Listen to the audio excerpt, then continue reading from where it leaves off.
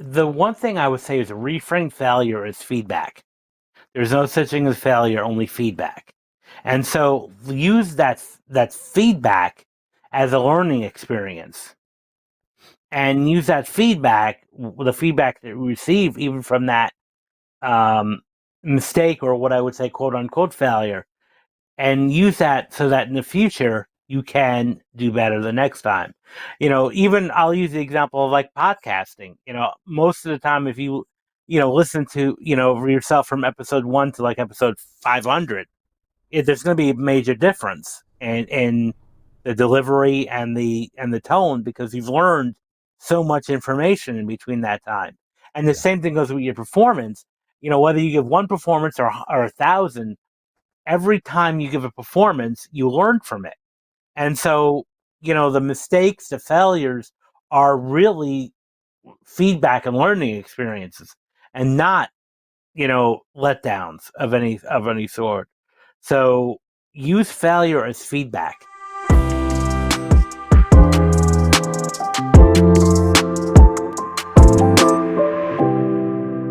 Hello, I'm John Brink, and we are podcasting on the Brink from downtown Prince George, British Columbia, Canada. And for all those people watching us saying, okay, we know where Canada is, in British Columbia on the west coast, right. And then there's a big city there that's called Vancouver. Well, we are 500 miles north of Vancouver, or for our European friends, 800 kilometers. And that puts us in the center of British Columbia, north, south, east, west. Big province. It's a beautiful province here in this portion. Lots of trees, lots of lakes. Within 50 miles, there are 100 lakes all around us. And we have lots of friends, black bears, grizzly bears, caribou, deer, foxes, wolves, you name it. We got it all. And so we call it paradise. So today we have a very special guest. His name is Albert Bramante. He is a doctorate, and he has a Ph.D. in biography. Dr. Bramante is a true triple threat that comes to empowering performers, overcoming psychological roadblocks. He's a veteran of an agents, and he is a talent agent as well. For the last 20 years, he's an author, wrote a book that he's going to share with us as well. And so I'll call you Albert, if that is okay. Perfect. Albert. Absolutely perfect. Welcome to the show. Well, thank you so much for inviting me. I'm really happy to be here. So tell us a bit about yourself. I believe you are in New York, and New Jersey, New York area, yes. Yes, and so for the last 20 years, in particular, you've been involved in psychology as a specialty, but also in particular as it relates to actors and actresses over the last 50 years, and securing major roles for actors, and their mindset in particular, a very much a specialty of yours, as it applies not only, in my opinion, as it applies to actors and actresses and finding roles, it applies virtually to anybody, including myself, who is an entrepreneur, having gone through all of these things and questioning ourselves from time to time. Where are we? What are we doing? And how are we going about it? Now, I'm nearly 85 years young, so I've been through quite a bit in my life, and that has been, in a lot of cases, part of it, or I've been exposed to it. So yes, tell us about you. Sure. I work with actors. My primary full-time business is I'm a talent agent, so I find professional work for actors in New York, like for film, TV, Broadway, off-Broadway, commercials. So that's what I do primarily full time.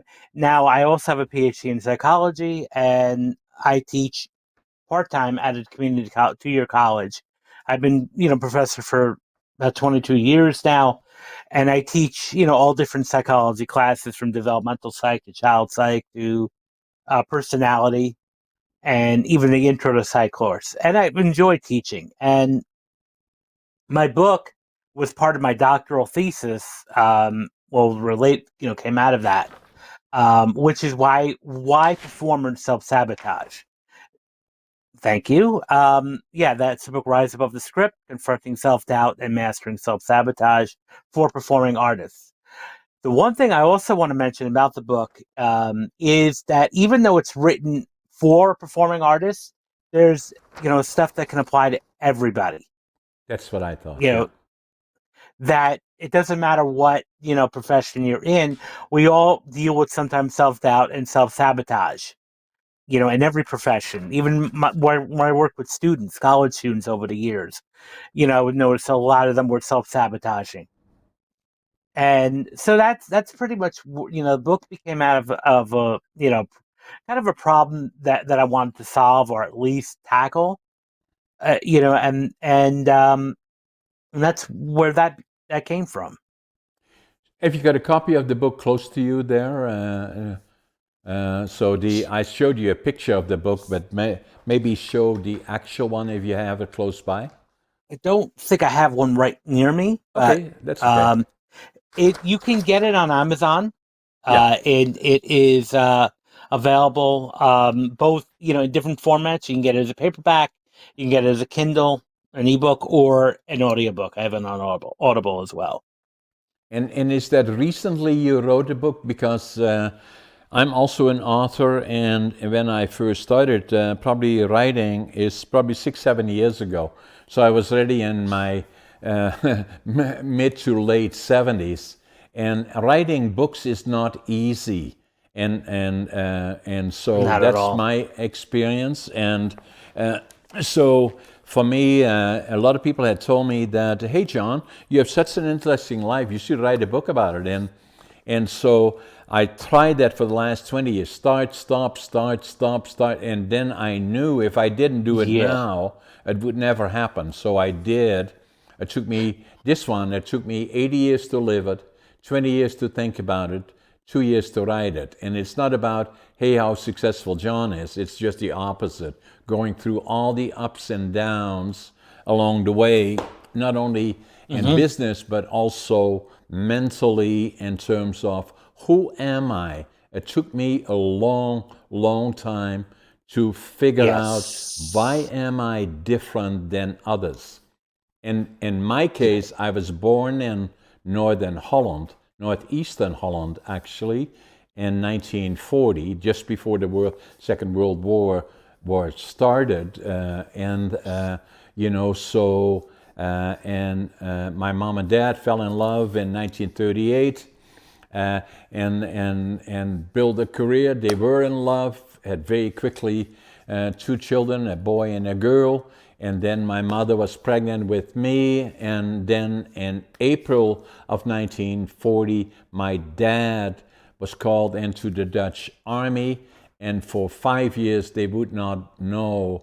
The Germans started invading Holland and bombed Rotterdam. And the last time he was seen was just before the bombing of Rotterdam, in which thousands of people died.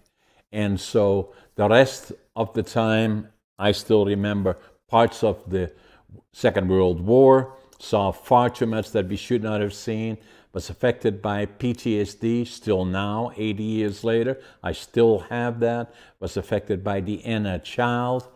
And then the other part in my case was that I was academically not very successful. I failed grade 3 and I failed grade 7 3 times. So they said, what are we going to do with this guy? And so my parents were beautiful people, and a lot of people said, send him to the mentally challenged school. They said, no, we're not going to do that. Let's create a job where he can work with his hands, because the teachers said, well, he really will never amount to all that much, so get him a job where he can work with his hands. But I didn't believe that. I always believed inside of me Hmm. that I was just as smart as all the others. And then Yes. a couple Hmm. of things made an impression on me that affected the rest of my life. We were liberated by the Canadian Army on April the 12th, 1945. And it made such an impression on me as 5 years old that I knew my dream was to be going to the land of my heroes, Canada, when I grew up. I tried to go there when I was 17. My parents wouldn't Hmm. let me. I was then drafted into the Dutch Air Force. And then I left for Canada when I was 24. And so I wanted to start with nothing, right from the ground up. And then the other dream I had is to build a lumber mill. And the reason that I had that is my dad worked in lumber, my grandfather was a master carpenter. So that meant I had to go to likely British Columbia, where there's lots of timber, lots of trees, and so that's where I want. And I arrived in Montreal by airplane, took the train across Canada from Montreal to Vancouver, 4 days, 5 nights. Oh my God, that's a long way. Anyway, so I arrived in Vancouver, went to the immigration office there, couldn't speak the language, didn't know a soul, didn't have a job, and fortunately there was a German fellow there, and I told him what I wanted to. I wanted to build a lumber mill. So he said, Prince George, go to Prince George, 500 miles north, as I said earlier. I can still, 60 years later now, I could still see where the Greyhound station was here. 12, 13 hours in the Greyhound up to Prince George, and I came off the bus here, and I had a suitcase, 3 books, 2 sets of clothes, and I counted my money at least 3 times. I had exactly $25.47. Wow. But what I had, in spite of all of this, I had always a positive attitude and still Hmm. do today. I avoid negative, don't come close to me. I'm a believer. Passion, I give whatever I do, I give it 125%. I've always done that. And the other one is work ethic. I work harder than anybody, and even now at nearly 85, I get up at 5:30 in the morning. I always make my bed, and I always think I'm late. But during that process, I've gone through periods that I was wondering, who am I?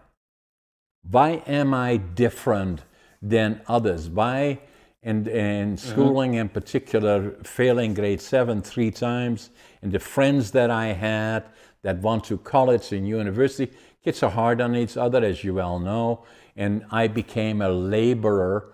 And so the friends that I used to have, I didn't have anymore. I'm proud of that still today, but then it was difficult sometimes and challenging. And so Hmm. that kind of lays out who I am in a way. And then yes, I did build a lumber mill and probably another 10 companies, but it's not about that. But what it is about, though, is that after I was here already for 32 years in Prince George, was successful already in business and developing things, but still did not have confidence. And Hmm. so until and the other piece of my world is that I went into a bookstore in 1997, January 1997, here in Prince George, and I picked up Hmm. a book. And this is the actual book that I picked up that changed my life. And it's about Nice. Driven to Distraction, written by Dr. Halliwell. Hmm. And Dr. Halliwell is known around the world, has written 18 books, 5 on distraction. He is ADHD and has dyslexia. Hmm. When I read the book, I said, oh my God, that's me. I had never heard of ADHD. And I wrote in the book in Dutch here, this is the actual book. It says January 1997. Now I finally know who I am. And so it changed my world in terms of ADHD. The more I found Mm-hmm. out about it, and the more I started to understand it and looked at Google and all the other kinds of things, is that I concluded it's a superpower and it has that potential. Yes. And it did Mm-hmm. for me. And that in combination with the Second World War, seeing far too much that I should not have seen, PTSD in a child, going to Canada, starting with nothing, and then the ADHD changed my life, and then becoming a more effective communicator. Communication to me was immensely difficult when I first came Mm-hmm. in, not because of the obvious, I didn't speak the language, but I grew up in Northern Holland speaking dialect, so I had to learn to speak High Dutch when I was in the army, and then barely got that under control. Then I go to Canada, had to learn to speak English and think in English, and so I did.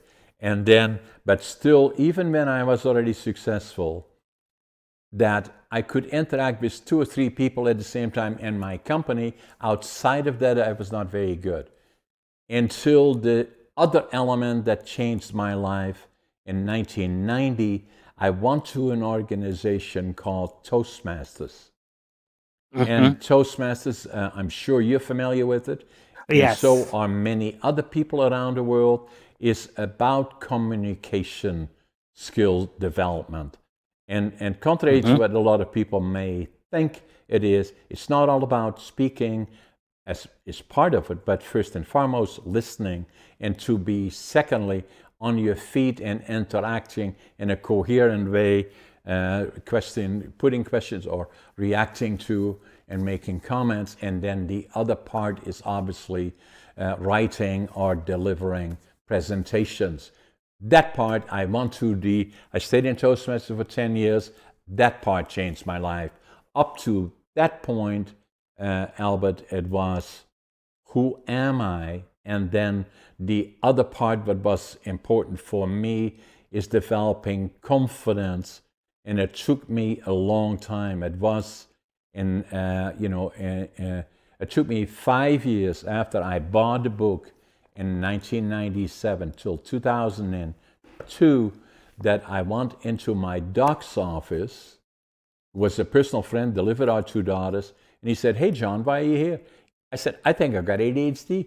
And so we checked it out, and yes, I do. And Mm-hmm. so it helped give me confidence. And as I went further than that, including being a better presenter, late in life, I became an author.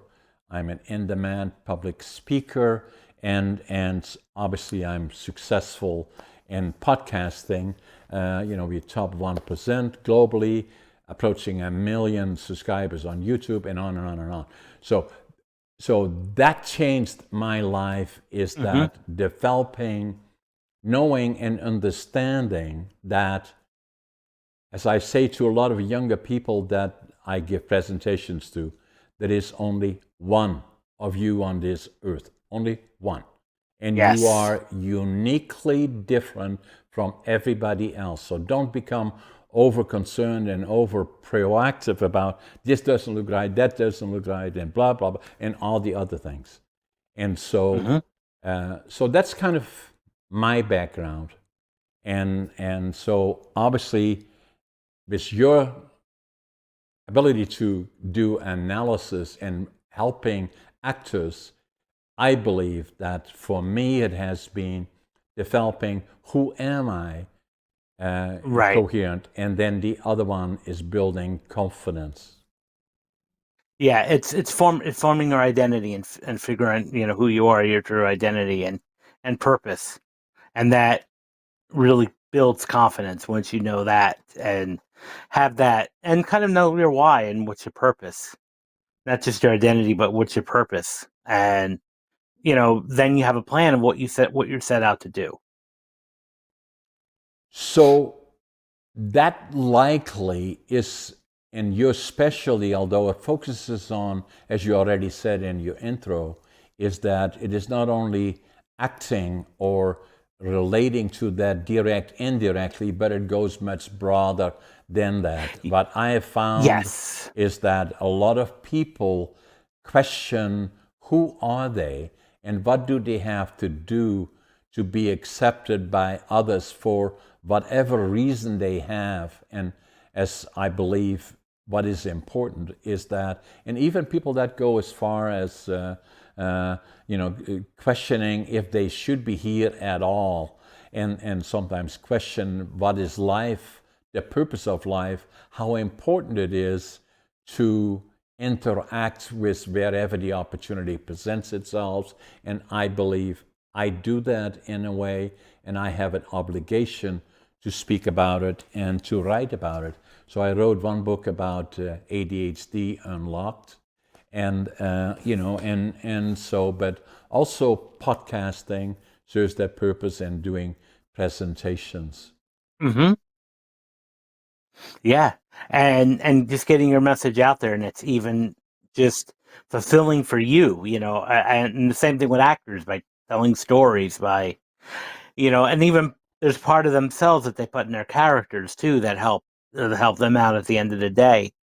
So by writing or even podcasting for you, that's a good outlet to not only explore who you are, but also explore your creativity and just you know uh, contribute to the world and to society.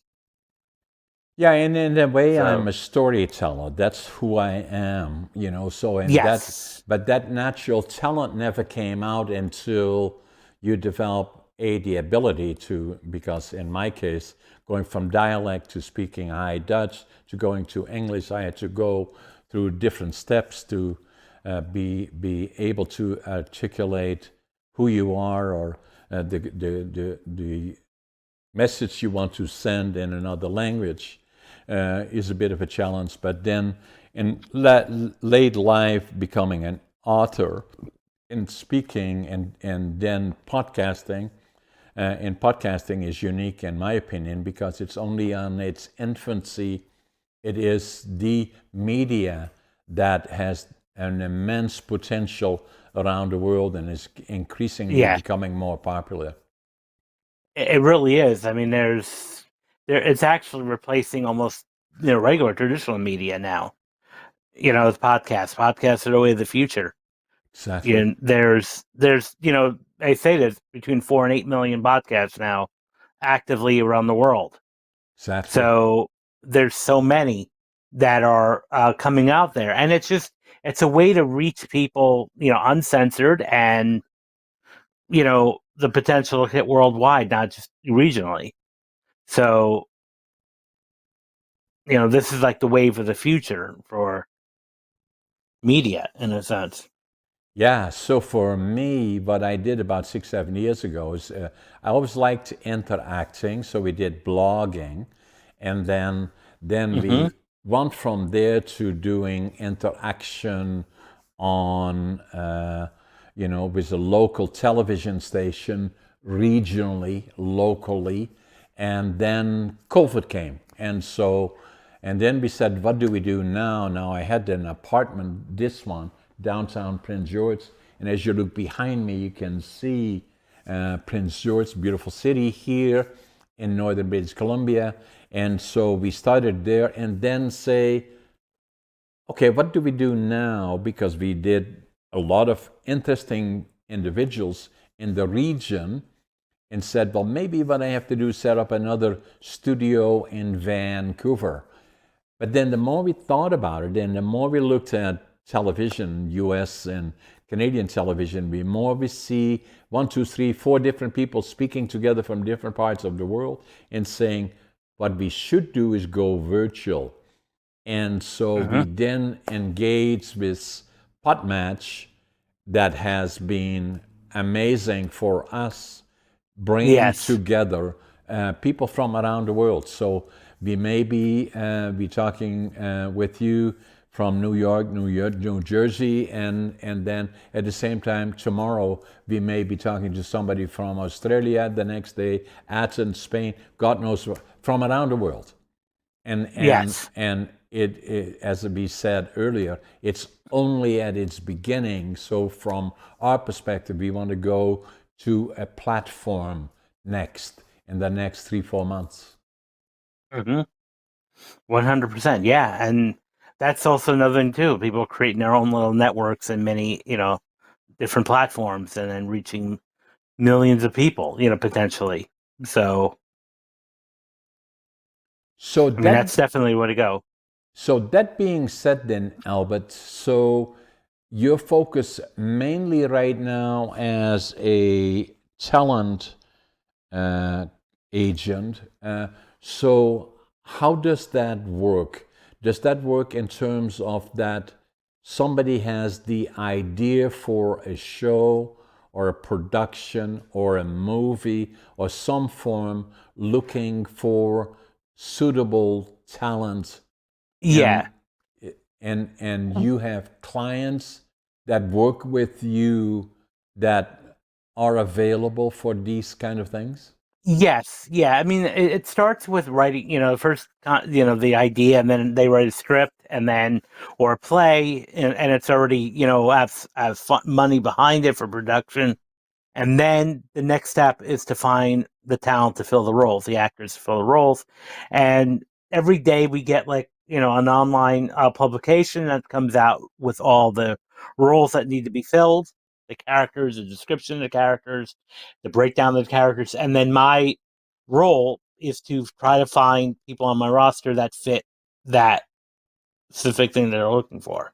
And then, the next process is selling the actor, right? Pitching them by, pushing for that and rooting for that actor in a sense, and then getting them in the audition or the interview, and then hopefully that'll turn into a booking.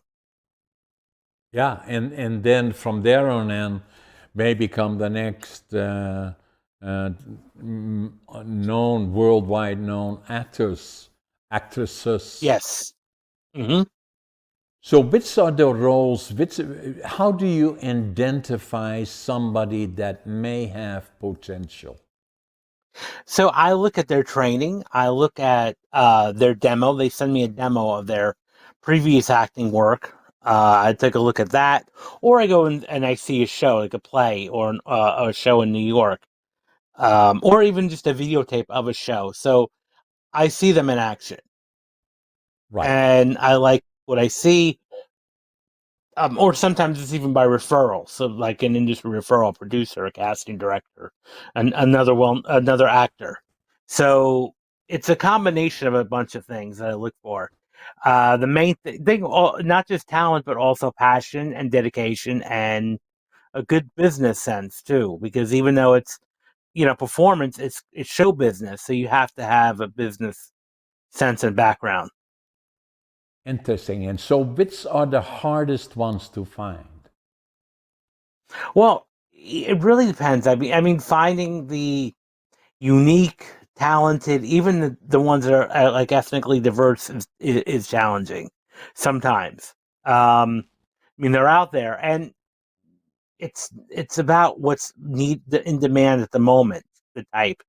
Um, because every producer, every casting director, every director has their own vision of a project or their own vision of a character, and then that can change from day to day.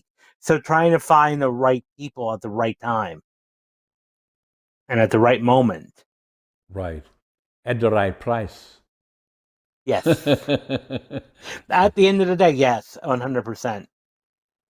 So, that again being said, the hardest part is to find the story, to write the script likely, and then from there on in find the funding. And then some of the movies that have been immensely successful have not had a lot of funding, but had the right story at the right time. Hmm. Yes. the right story at the right time.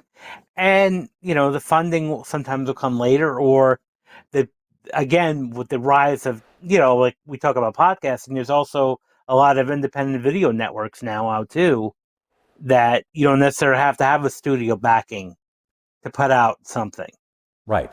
You know, you can put something on YouTube, you can put something, on Amazon Prime now, without major backing. And Exactly. then that'll create buzz, and sometimes we've even seen successful shows that happen that way, through independent production. And the other ones is podcasting. Because Yes. podcasting, again, you get global coverage. And in a way, it's, like as a podcaster, you never know what will happen. You are, for me, my podcast number 407 of where I'm hosting, and I've been guesting probably at another 200 at least, and you never quite know what will happen. So No. it's very, very interesting, and obviously we've been very successful because we are approaching 1 million subscribers on YouTube alone. So that likely means we're being exposed to at least 2 million, if not more. Of course, and you never know. I mean, because a lot of times you get impressions or views that may not subscribe or follow right away. The channel, and then the interesting thing about anytime you put out content is you never know who's going to absorb it and actually be impacted by it. And sometimes you may never know because they may never say anything, but you could actually make a huge impact on somebody's life. Every time you put out content. Exactly. And so, like in my case, what we do podcasting on all different subjects, all of them, right across the board. And so, find people that find us using Podmatch that are interesting. And so, and then the other part that we do is that, like this podcast that we are doing now, we will release it this afternoon, about 4 or 5 hours from now after the podcast is over. So that's another thing that we do, and we don't do much editing to it. And all the 407 or that I've done is we have virtually done no editing to it at all, other than very minor stuff. But it is very, very interesting, and the topics are very, very important, but are immensely diverse. And obviously include issues of mind, health, fitness. To me, is very, very important, and especially quality of life is important. I wrote another book here. My last one is a picture of me. Actually, I'm the oldest competitive bodybuilder in North America, and That's so amazing. yeah. So living young, dying old, and it's not about this is, but simply sending the message that physical health and mental health extremely important, and so Yes. and because in a lot of cases the last decade of life is usually not very pleasant, where people are getting too many medicine that are have toxicity of some sort or another, are not good for you. So it all becomes down to quality of life. So what I try to Uh, do is get lots of vitamin D exposure, preferably, or supplements, and then sleep 7 to 9 hours a night. Get physical health, and including strength training, as you can see, and then obviously diet is critically important to me as well. And so I'm very careful about the diet.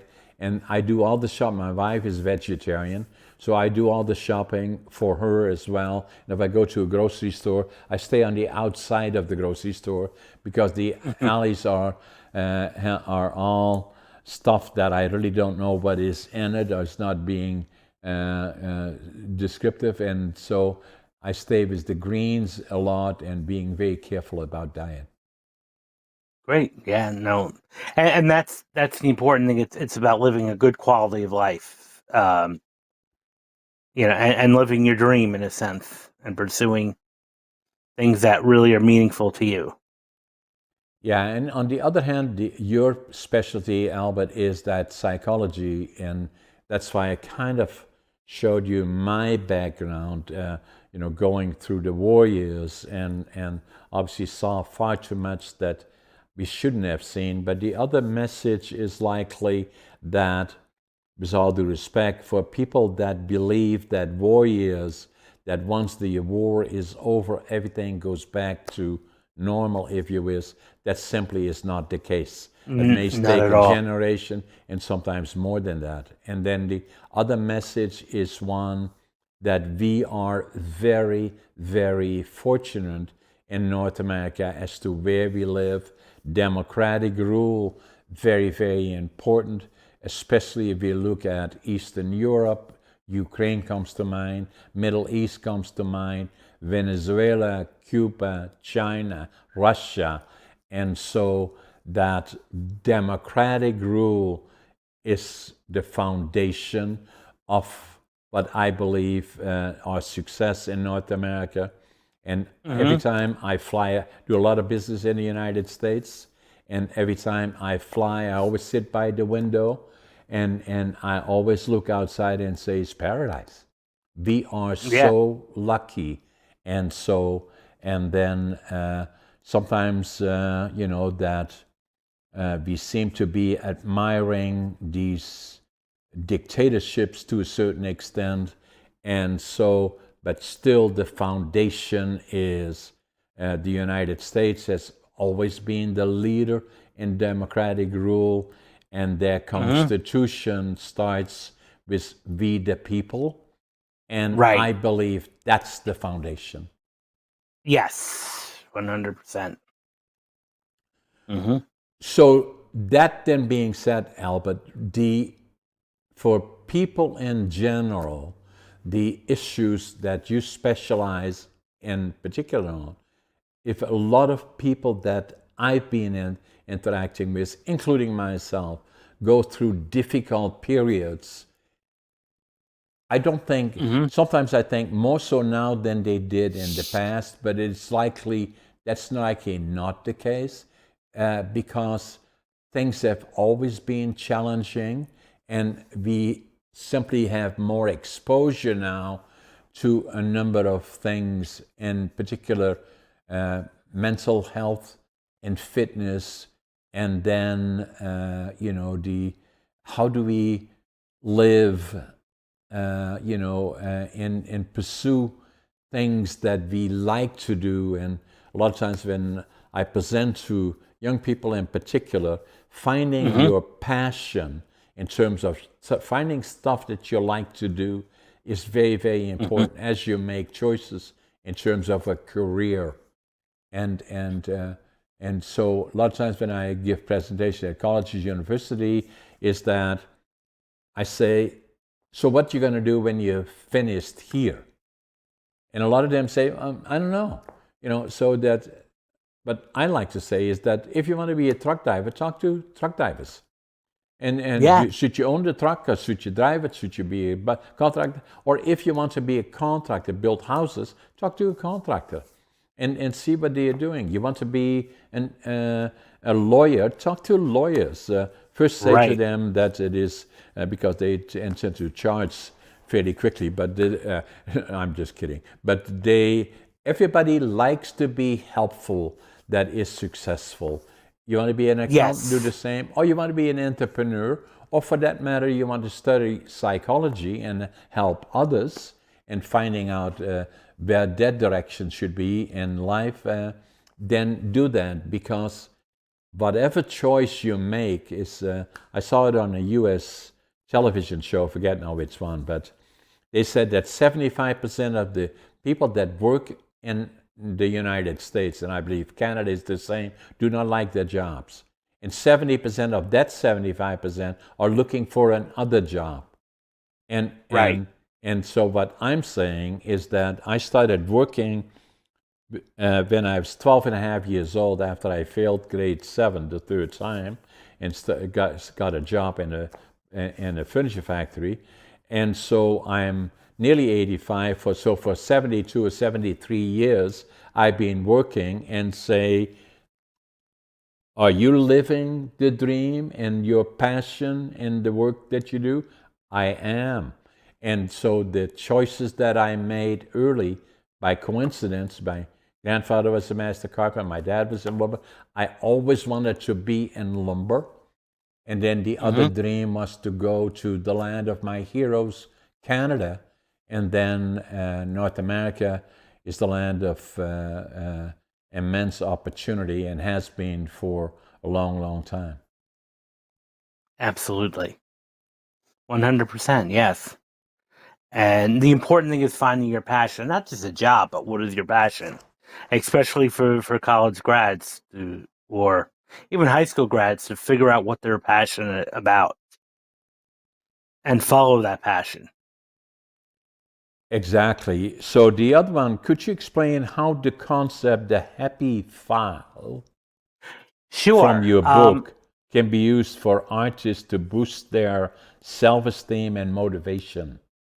So what I often say is, even though we're in a digital age now, is to take a journal, like an actual physical journal or notebook, and every time that something good happens, whether you get good feedback on a performance, you get invited back to audition again, or an audience member enjoys your work, you always document that, and you start building up a file of all the accomplishments that you receive. And this is not just for actors, but anybody can do one of these. And anytime you get some positive feedback, you write it down. And then at moments when you may not be having a good day or a good week, you pull out your file, and that should remind you of why you're doing what you're doing in a sense of what your purpose is. And, remind you that, you're in the right path. You're going in the right direction. And it can power you through those setbacks, those obstacles, or those droughts where there's no work. So, Yeah, the other part that I thought is interesting from your book, you discuss the fear of failure extensively in your writing.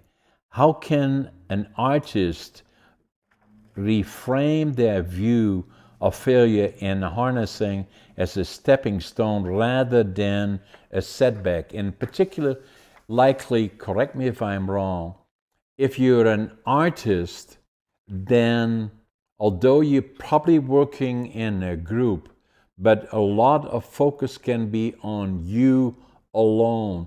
Like where in business, likely you're just part of a larger group where a mhm. whole audience is watching you, although they look at the whole show as such. But if you do not have the I shouldn't say have self-confidence, but question that to a certain extent, of being the fear of failure, although you may be the best at what you do, you still have that fear. How do you deal with that? Well, the one thing I would say is reframe failure as feedback. There's no such thing as failure, only feedback. And so use that feedback as a learning experience, and use that feedback, the feedback that you receive, even from that um, mistake, or what I would say, quote unquote, failure, and use that so that in the future you can do better the next time. Even I'll use the example of like podcasting. Most of the time, if you listen to yourself from episode 1 to like episode 500, there's going to be a major difference in the delivery and the tone, because you've learned so much information in between that time. And the Yeah. same thing goes with your performance. Whether you give one performance or 1,000, every time you give a performance, you learn from it. And so, the mistakes, the failures are really feedback and learning experiences, and not, letdowns of any sort. So use failure as feedback. So that brings me to another question then. how do you differentiate between toxic high self-esteem and a healthy self-esteem? And why is this distinction important, not only to Well, the artists, but in particular, talking to you about it, artists in particular? yeah, well, the difference between the I would say there's one word difference, and that's humility. With healthy self-esteem, there's humility, which means that you're humble in the sense you know that you're a work in progress, that there's things you can improve on, and but there's also stuff that you celebrate and that you honor within yourself. Now, with toxic high self-esteem, the reason why I tied it into self-sabotage is that it's very closely linked to low self-esteem, because a lot of times when people have this really inflated ego, they're not open to feedback. They're not open to constructive criticism. They get really defensive. They get really angry when you point stuff out to them or point out faults or things that they went wrong. They don't listen, and they're not coachable, which means that they're more likely going to be self-sabotage. Whereas with a regular healthy high self-esteem, yeah, we're all works in progress. There's things we can learn from every experience. So we'll take that, even though it's the more critical feedback, as learning experiences, and we're more coachable in the sense. That's the humility would be the biggest difference between those two. So that falls into the category of introducing techniques for raising self-esteem, really, what you're saying. The other thing that I found important, Albert, is what you said at the opening, is that, and I would like to think the same, is that I'm still learning every day. In every podcast and every book that I write, every meeting that I'm in, if it is on business, other things, that you Hmm. must be open to at least wanting to listen and then implement wherever appropriate, because things can change, and and to attract interaction, and that's where podcasting is so important, because that challenge is there in every podcast Hmm. that you do, that I do, and we never quite know what will happen. Right, and that's actually an exciting part of it. The unpredictability that can be very exciting. And you are correct. I mean, I think that every day that we're alive, we should be learning something new. Um, and just because someone's formal education has ended, they're still learning. Like, I have a PhD. I'm still learning every day. I still read a lot. I still listen to podcasts because I really want to learn. And there's so much to learn. And I think when you have that mentality of, like, there's always something to learn, you could be an expert in your field and still have a lot to learn in your field. And I like that, because what you said thoughtfully is that formal education.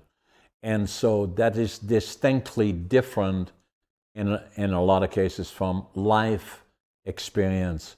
The other one, tongue in cheek a little bit, is that some people say to me, does it bother you that you failed grade 7 3 times?